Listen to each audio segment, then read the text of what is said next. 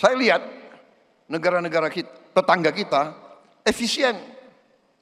Ya, Malaysia, Singapura, India. Sekali milih anggota DPRD, sekali milih, ya sudah. DPRD itulah yang milih gubernur, milih bupati.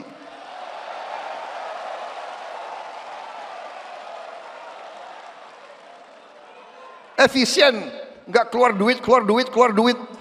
Kayak kita kaya.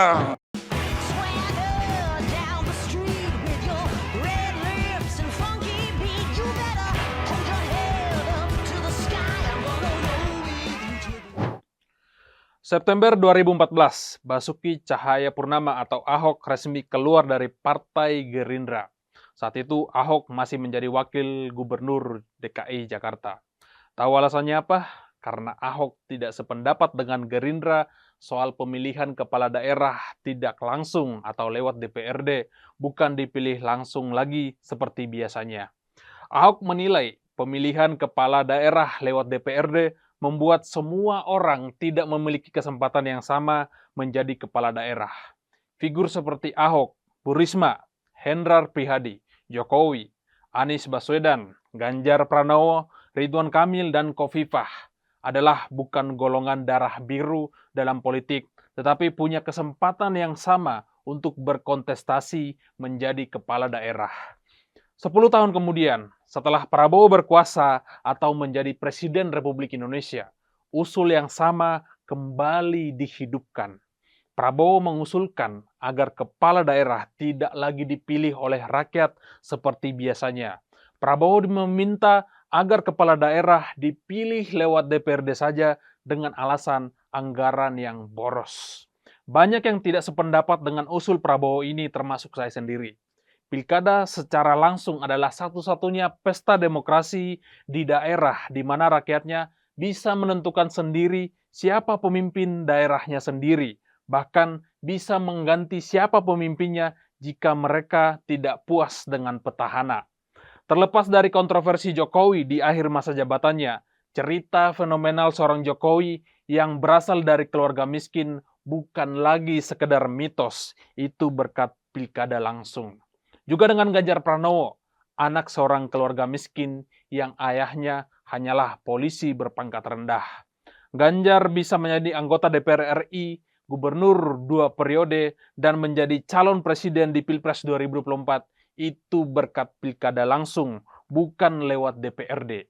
Pemilihan kepala daerah lewat DPRD ini jelas menjadi langkah mundur bagi demokrasi Indonesia.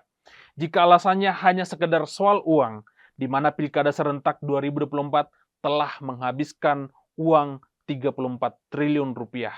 Rasanya uang sebesar itu untuk 5 tahun tidak terlalu banyak-banyak amat dibandingkan dengan uang yang dihambur-hamburkan oleh pejabat dalam rangka perjalanan dinas, rapat-rapat, dan sekedar sosialisasi yang tidak berguna.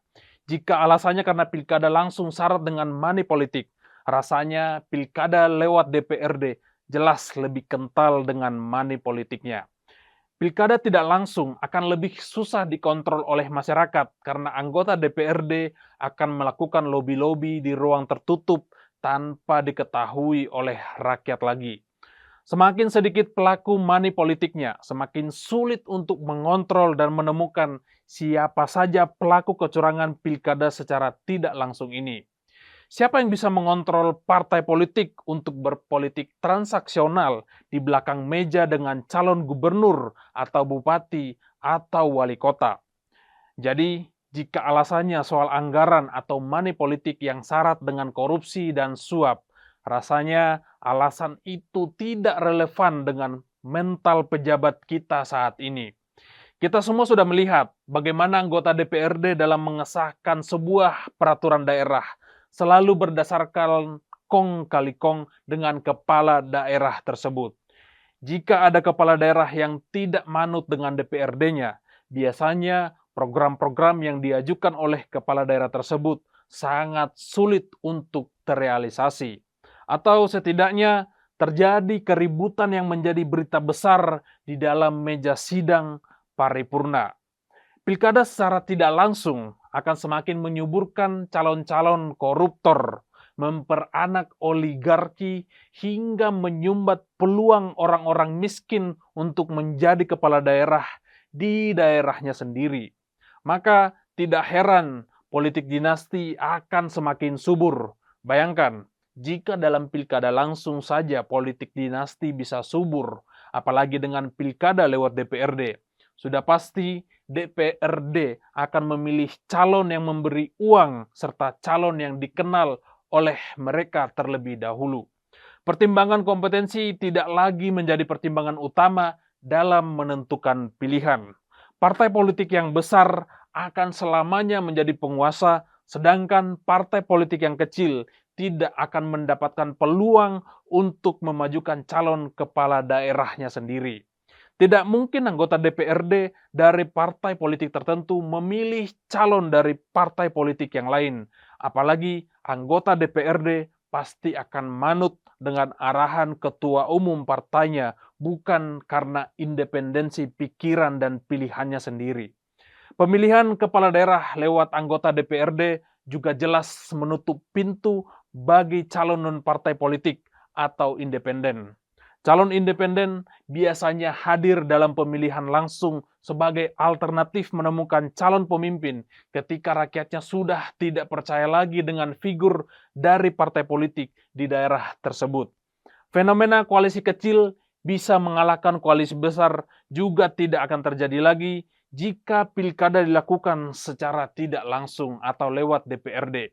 Sebagaimana pilkada Jakarta dan Bali yang dimenangkan oleh PDI Perjuangan lewat melawan Kim Plus. Ini karena suara rakyat tidak diwakilkan oleh segelintir elit dan partai politik. Maka jelas, usul yang ngaco Prabowo ini saya yakin betul demi kepentingan dan keberlanjutan kekuasaan partainya, kroni-kroni, dan ingin memastikan semua daerah baik provinsi dan kabupaten segaris dengan partai politik dan dirinya sendiri. Saya yakin kemenangan Pramono Anung di Jakarta dan Iwayan Koster di Bali sedikit banyak mengusik pemerintahannya 5 tahun ke depan ini. Rakyat sedang mencari antitesa dari penguasa. Bisa jadi pilihan alternatifnya jatuh kepada salah satunya, paling besar jelas Gubernur Jakarta, Pramono Anung. Bukan Prabowo namanya, jika tidak ingin menghadirkan rasa dan aroma Orde Baru yang sebetulnya sudah lama kita wanti-wanti agar jangan sampai terjadi di negara ini. Tetapi takdir bangsa ini telah kita tentukan sendiri. Kita memilih kembali ke era Orde Baru. Kita terlalu terpesona dengan gimmick yang membunuh logika kita sendiri, sehingga kita tidak sadar siapa yang sebenarnya kita pilih di dalam kotak suara. Jika pilkada lewat DPRD sudah disahkan, maka kita tidak akan menemukan lagi figur-figur hebat seperti Ahok yang tegas dan anti korupsi, juga Ganjar Pranowo yang dekat dengan rakyat. Bu Risma yang tegas dan bersih serta pernah menjadi wali kota terbaik di dunia. Hendrar Prihadi yang pernah menjadi wali kota terbaik di dunia. Bupati Batang Yoyok Rio Sudipyo, Pramono Anung, dan figur-figur hebat lainnya. Pilkada lewat DPRD adalah langkah mundur mengubur demokrasi rakyat Indonesia karena rakyat tidak lagi dapat menentukan masa depannya. Masa depan daerahnya hanya ada di tangan segelintir orang. Kembalinya Orde Baru memang sedang disiapkan untuk politik jangka panjang secara terstruktur dan sistematif. Konstitusi kita tidak lagi memiliki marwah karena segala sesuatu bisa diubah sesuai dengan selera penguasa. Pilkada lewat DPRD dengan alasan menghemat anggaran hanyalah modus untuk memelihara pikiran-pikiran dan logika bodoh. Sekilas memang meyakinkan, tetapi pada ujungnya sangat tajam untuk membunuh kehidupan berdemokrasi. Apakah kita akan mengizinkan Orde Baru itu kembali? Pilihannya ada pada kita. Jika memang mau, diamlah. Jika tidak mau, maka bersuaralah. Saya John Sitorus, Insight.